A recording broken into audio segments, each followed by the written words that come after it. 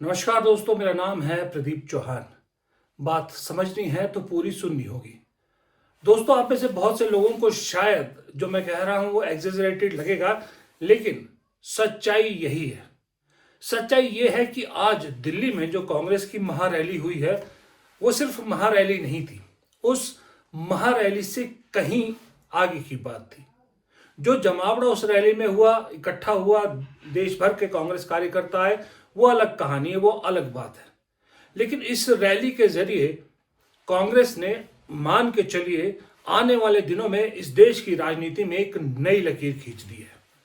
ये लकीर बहुत परेशान करने वाली है सत्ताधीश पार्टी को। ये लकीर बहुत परेशान करने वाली है उन पार्टियों को जो सत्ता से बीजेपी को हटाना तो चाहती है, लेकिन कांग्रेस को भी आगे बढ़ना नहीं देना चाहती। उन्हें भी परेशान करने वाली है। और ये लकीर उन लोगों को ज्यादा परेशान करने वाली है जो कांग्रेस के अंदर रह के कांग्रेस का नाम लेते हैं, लेकिन काम बीजेपी का करते हैं। आज रामलीला मैदान में, यूं ही रामलीला मैदान को ऐतिहासिक मैदान नहीं कहा जाता, आज भी रामलीला मैदान में जो कांग्रेस की रैली हुई, जो कांग्रेस ने एक तरह से शंखनाद कर दिया है। शंखनाद कुछ इस तरह से किया है कि ये शंखनाद एक बात तय करके, उस दिन आज कांग्रेस ने तय कर लिया एक बात, और पूरे देश को ये मैसेज दे दिया है कि आने वाले वक्त में इस देश की राजनीति में अगर कोई सबसे बड़ा मुद्दा होने वाला है तो वो मुद्दा है वोट चोरी का। इस मैदान से गूंज पूरे देश को पहुंचाई गई है कि वोट चोरी देश का सबसे बड़ा और सबसे अहम मुद्दा है। और ये वोट चोरी को लेकर बीजेपी कितनी परेशान है, इसका अंदाजा हाल ही में सदन में जो हुआ, वोट चोरी पे जो बहस हुई, उसको लेकर उस दिन जिस तरह से अमित शाह ने भाषण दिया या जिस तरह से वो बिलबिलाए, उससे अंदाजा लग सकता है। जाहिर सी बात है, वोट चोरी मुद्दा है राहुल गांधी का। राहुल गांधी ने इसे लीड किया और राहुल गांधी इसे अंजाम तक पहुंचाना चाहते, इसलिए आज की रैली का आह्वान भी उन्हीं के कहने पर था। लेकिन उस आदमी की खासियत देखिए, वो आज की रैली का स्टार था। पार्टी ने तय किया था कि राहुल गांधी सबसे लास्ट में बोलेंगे, लेकिन जैसे ही जो अनाउंसर है सुरजेवाला, उन्होंने मल्लिकार्जुन खड़गे को स्टेज पे आकर अपनी बात रखने के लिए कहा, राहुल गांधी खुद उठ के आ गया है। उन्होंने कहा नहीं, पहले मैं रखूंगा, क्योंकि अध्यक्ष बड़ा होता है और अध्यक्ष रैली का समापन करता है। ये उस आदमी की खासियत है जिस आदमी को कहा जाता है कि खड़गे की इज्जत नहीं करते। खैर, राहुल गांधी ने आज भाषण, मुझे नहीं मालूम क्या देना था, लेकिन खुद उन्होंने कहा कि वो बोलना कुछ और चाहते थे, लेकिन मोहन भागवत का बयान उन्होंने सुना तो उन्होंने अपना पूरा भाषण चेंज कर दिया। मोहन भागवत ने कहा कि एक तरह से लब्बल हुआ मोहन भागवत का ये था कि इस दुनिया में सच की जो है वो इतनी कुव्वत नहीं है जितनी शक्ति की है। सच शक्ति के आगे हार जाता है। और कांग्रेस पार्टी जो महात्मा गांधी के असूलों पर चलने वाली पार्टी है, वो कैसे इस चीज को मान सकती है, जो हमेशा से सत्य और अहिंसा को लेकर चलती है।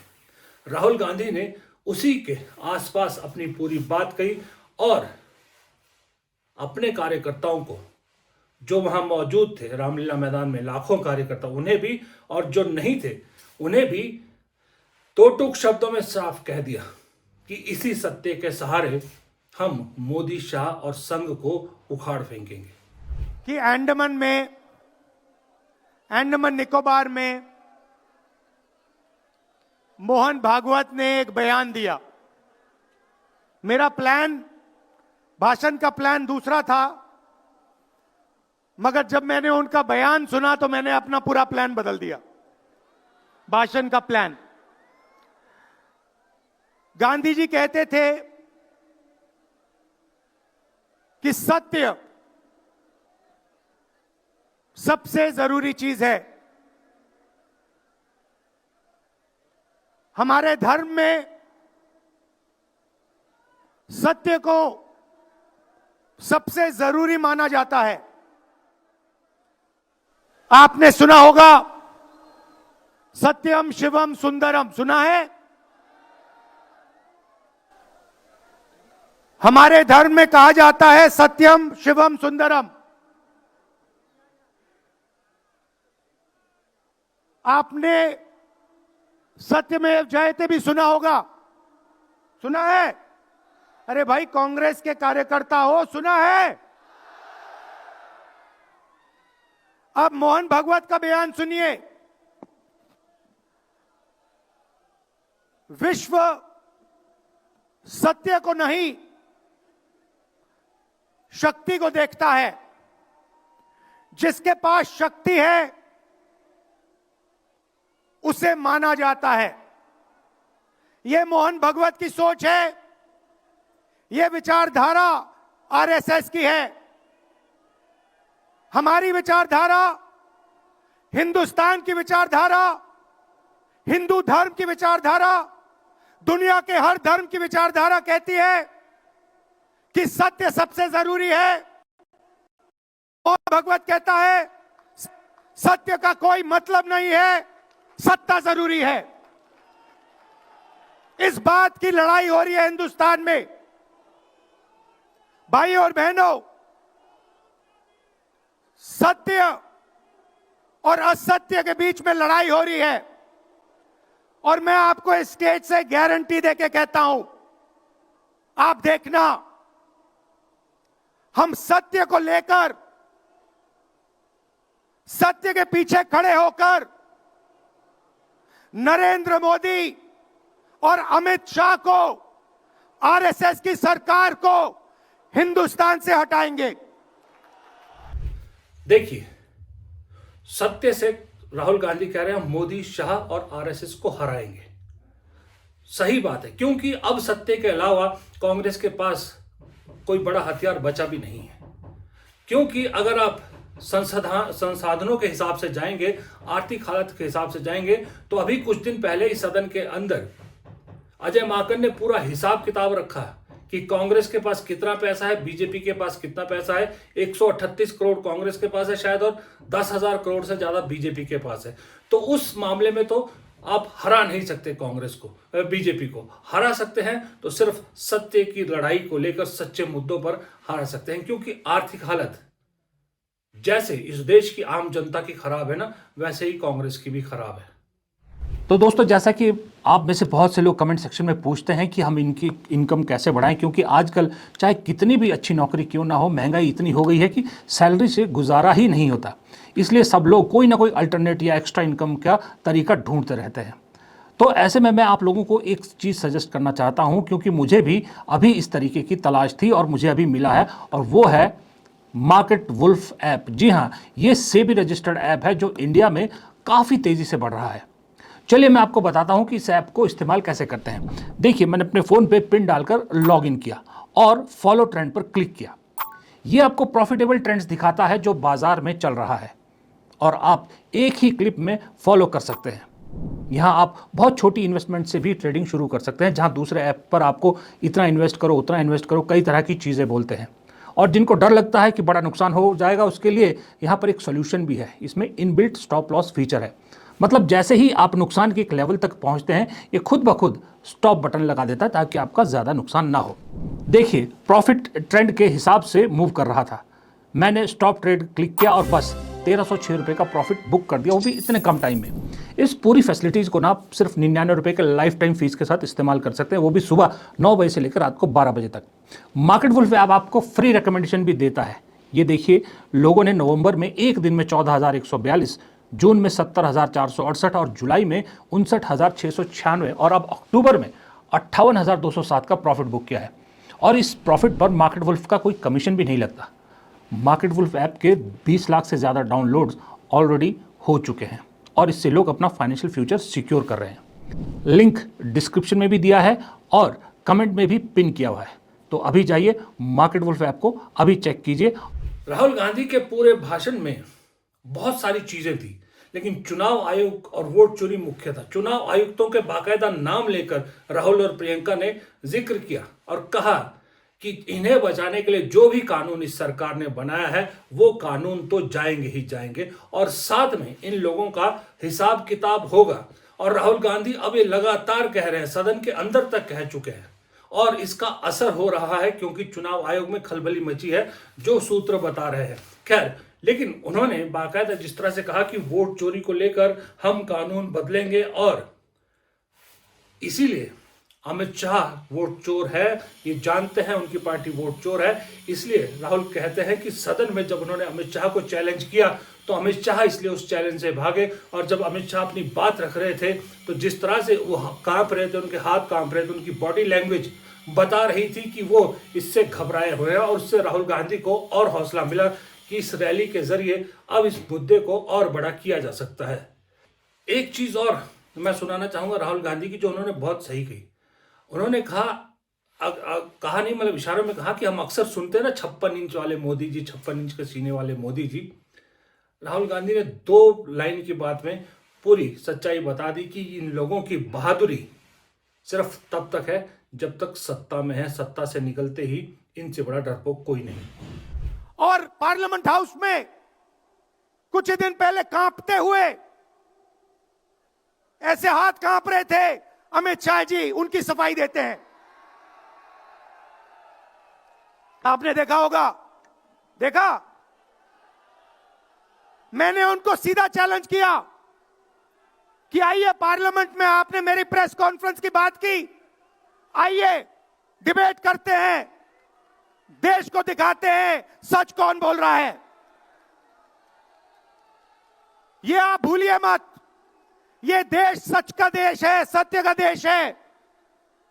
आपके पास सत्ता आज है, आप पावर में हैं, इसका कोई मतलब नहीं है। देश की जनता सत्य को समझती है, सत्य के लिए लड़ती है। ये देश सत्य के लिए जान दिया है। आपने देखा अमित शाह को, हाथ देखा अमित शाह का, हाथ देखा कांपते हुए ऐसे देखा। क्यों हाथ क्यों कांप रहा था, मैं बताता हूं। क्योंकि ये बहादुर जब ही हैं जब इनके हाथ में सत्ता है। जैसे ही इनके साथ से सत्ता निकलेगी, आप देखना इनकी बहादुरी कहां जाएगी। लेकिन प्रियंका गांधी वो थोड़ी पीछे रहने वाली थी। प्रियंका गांधी तो जान ही अपने भाषणों के लिए जाती है। और प्रियंका गांधी ने उस मर्म को छेड़ा जिस मर्म को संसद में छेड़ते छेड़ते रह गई। और वो मर्म है हिरेन जोशी, जिन पर आरोप है कि प्रधानमंत्री ऑफिस में बैठकर एक बैटिंग ऐप को चलाते थे या बैटिंग ऐप से एसोसिएटेड थे। वही प्रियंका गांधी ने उसी दुख तिलक पर इस रैली में हाथ रख दिया। और इनकी नीति कि देश की सारी संपत्ति अपने 2 चेलों को, अडानी जी और अंबानी जी को पकड़ा देते हैं। यहां देश का नौजवान महंगाई से जूझ रहा है, बेरोजगारी से जूझ रहा है, पेपर देता है, लीक हो जाता है, कोई उसकी सहायता नहीं है, नशे की तरफ जा रहा है, बैटिंग ऐप में पूरे दिन बिताता है। और बैटिंग ऐप चलाया कहां से जा रहा है, कहां से चलाया जा रहा है? सूत्रों के मुताबिक प्रधानमंत्री के ऑफिस में ही एक शख्स ने बैटिंग ऐप के साथ में घोटाले किए हैं। इसकी चर्चा होती है क्या सदन में? क्यों नहीं होती? आपकी बेरोजगारी की चर्चा होती है, महंगाई की चर्चा होती है, मेरी बहनें यहां खड़ी हैं, आपकी सुरक्षा की चर्चा होती है। ना सदन में होगी, ना बड़ी बड़ी रैलियों में करेंगे ये लोग, ना आपके पास आकर आपसे बात करेंगे, आपके हालचाल पूछेंगे, आपसे पूछेंगे कि किस संघर्ष से आप गुजर रहे हो, कैसे जी रहे हो। क्योंकि हिम्मत नहीं रही, इनकी हिम्मत नहीं रही।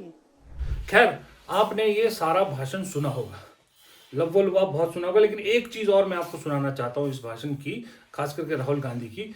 जो समझदार कार्यकर्ता जो होंगे कांग्रेस के, वो समझ गए हैं। और कांग्रेस के सभी लोगों के लिए मैसेज था। राहुल गांधी ने ये पहले ये कहते थे, राहुल गांधी बहुत बार सुने गए थे कि चंद दिनों में कुछ हो सकता है, चंद दिनों की सरकार है, ऐसे कहते थे वो। लेकिन आज उन्होंने रैली में नई बात कही। उन्होंने कहा वक्त लग सकता है लेकिन सत्ता पलटेगी जरूर। कर्नाटक में हमने दिखाया लोकसभाएं चोरी की गई, महाराष्ट्र में दिखाया वोटर डिलीशन हुआ, वोटर एडिशन हुआ, लाखों वोट इधर से गायब हो जाते हैं, महाराष्ट्र में लाखों वोट ऐड हो जाते हैं। हम इलेक्शन कमीशन से पूछते हैं, कोई जवाब नहीं मिलता। मगर शायद टाइम लगे, देखिए शायद टाइम लगे, मगर हिंदुस्तान में सत्य की जीत होने वाली है। और अमित शाह जी, मोदी जी, जितने भी आपको भाषण देने हैं आप दे दीजिए। अंत में इस देश में सत्य की जीत होती है। महात्मा गांधी ने हमें रास्ता दिखाया था, उस रास्ते पर हम चलते हैं और सत्य से आपको निकालेंगे। नफरत से नहीं, हिंसा से नहीं, सत्य और अहिंसा के साथ हम नरेंद्र मोदी और अमित शाह को हरा के दिखाएंगे। अब सवाल यही है, राहुल गांधी ने कहा टाइम लग सकता है लेकिन सत्य की जीत होगी। टाइम लग सकता है, इसका मतलब राहुल गांधी भी समझ रहे हैं कि थोड़ी सी लड़ाई लंबी है, यानी 29 तक इंतजार करना पड़ेगा। और 29 की लड़ाई का आज जंग ऐलान रामलीला मैदान में राहुल गांधी ने कर दिया है। अब इसका असर देखिए, इस रैली का, इस रैली में कई बातों का असर। एक बात तो 3-4 टेकआउट जो इसके साफ साफ दिख रहे हैं। क्यों मैंने कहा कि एक नई लकीर खींच दी है और इस देश की राजनीति को नई दिशा दी है, वो ये है कि अब अडानी, अंबानी या जो दूसरी चीजें हैं वो मुद्दे अलग हैं। ये बात तय है कि इस देश की सबसे बड़ी विपक्षी पार्टी और इस देश का विपक्ष का नेता वोट चोरी का मुद्दा अब अंत तक पहुंचा के रहेगा, ये ठान लिया है। और ये आज पार्टी ने इतनी बड़ी महारैली करके ये भी मैसेज दे दिया कि पार्टी राहुल गांधी के बिल्कुल पीछे खड़ी है। दूसरा, उन्होंने ये भी मैसेज दे दिया है कि इस लड़ाई में इंस्टेंट रिजल्ट की उम्मीद मत करना। जैसे कि अक्सर विधानसभा चुनाव में कहीं कांग्रेस हारती है, हम लोग सब पोस्टमार्टम करने बैठ जाते हैं। ऐसा नहीं है। दरअसल इस पोस्टमार्टम के लिए राहुल गांधी ने जो कहा है ना, टाइम लग सकता है, वो वही था उनका कहने का मतलब कि इंस्टेंट नतीजों का इंतजार मत कीजिएगा, क्योंकि बड़ी लड़ाई 29 की है और उस बड़ी लड़ाई में रिजल्ट तभी आएगा जब आप अभी से अपने इस फैसले पर अडिग रहोगे। तीसरा, जो कांग्रेस में बैठे संगी हैं, कांग्रेस में बैठे जो स्लीपर सेल है, उनको भी एक क्लियर मैसेज है। अब उनमें संगियों में नाम कौन है आप समझ सकते हैं। क्लियर मैसेज है कि अब हम तुम्हें ना पूछेंगे, ना तुम्हारी कोई औकात हमारे लिए है। हमने तो ठान लिया है कि हम मोदी, शाह और संघ को उखाड़ फेंकेंगे, और ऐसा उखाड़ेंगे कि कभी उसके बाद सत्ता के लिए उन्हें बहुत सालों का इंतजार करना पड़ेगा। इसलिए जो हमारे यहाँ बैठे संगी हैं वो अपना बोरिया बिस्तर खुद पैक कर ले तो ज्यादा बेहतर है। चौथा मैसेज उन लोगों के लिए है जो है विपक्ष में लेकिन कांग्रेस को सत्ता में देखना नहीं चाहते। उनके लिए भी कांग्रेस का आज साफ मैसेज था, एकला चलो, बंगाली में जिसको कहते हैं, कि भाई हम तो तुम्हारे बगैर भी अपना देख रहे हैं। कांग्रेस ने तय कर लिया कि अब अपना रास्ता खुद चुनेगी। कांग्रेस ये मान लिया है कि जो आ गया हमारे साथ मोस्ट वेलकम, जो नहीं आया उसका भी स्वागत है, लेकिन हम अपना रास्ता नहीं बदलेंगे, चाहे किसी को अनकंफर्टेबल लगे चाहे ना लगे। हम अपने इशू पर खुद लड़ेंगे, ना किसी से मदद की हमको उम्मीद है और ना किसी से मदद की गुहार लगाएंगे। खास करके वोट चोरी का मुद्दा, क्योंकि वोट चोरी का मुद्दा जब बिहार में उठ रहा था, दिल्ली में उठ रहा, हरियाणा का उठ रहा है, कर्नाटक का उठ रहा है, महाराष्ट्र का उठ रहा है, तो ममता बनर्जी खामोश। लेकिन जैसे ही अपने यहाँ पर SIR होने लगा तो इसी इशू पर आज भी सड़क पर है और उम्मीद करती है कि समूचा विपक्ष उनके पीछे खड़ा हो। ये अब कांग्रेस को कतई मंजूर नहीं है। ये 6 महीने पहले की कांग्रेस में और आज की कांग्रेस में बड़ा फर्क आ गया है। ये कुछ टेक अवे इस रैली के बिल्कुल साफ थे, जो तय कर रहे थे कि अब वो हालात पहले जैसे नहीं है। अब कांग्रेस ने सोच लिया है कि जो करना है खुद करना है, जो करना है अपने दम पे करना है, और अपने कार्यकर्ता को सीधा मैसेज देना है कि डरना नहीं, हारना नहीं। अब लड़ाई आमने सामने की है और लड़ाई छोटी मोटी नहीं है, लड़ाई बहुत बड़ी है। जाते जाते आपको एक बार फिर याद दिला दूं कि मार्केट वुल्फ ऐप इंडिया में बड़ी तेज़ी से बढ़ रहा है और 20 लाख से ज़्यादा डाउनलोड ऑलरेडी हो चुके हैं। तो इस ऐप के साथ अपनी ट्रेडिंग जर्नी शुरू कीजिए। लिंक मेन डिस्क्रिप्शन में है और पिन कमेंट में दिया है, बस आपको सिर्फ क्लिक करके डाउनलोड करके शुरू करना है बस। फिलहाल इस वीडियो में इतना ही। वीडियो पसंद आए तो लाइक ज़रूर कीजिएगा, कमेंट बॉक्स में अपनी राय ज़रूर दीजिएगा इस रैली को लेकर आपकी क्या राय है, और अगर आपने चैनल को सब्सक्राइब नहीं किया है तो हाथ जोड़ के विनती है, चैनल को सब्सक्राइब और वीडियो को लाइक ये ज़रूर कर दिया कीजिए। नमस्कार।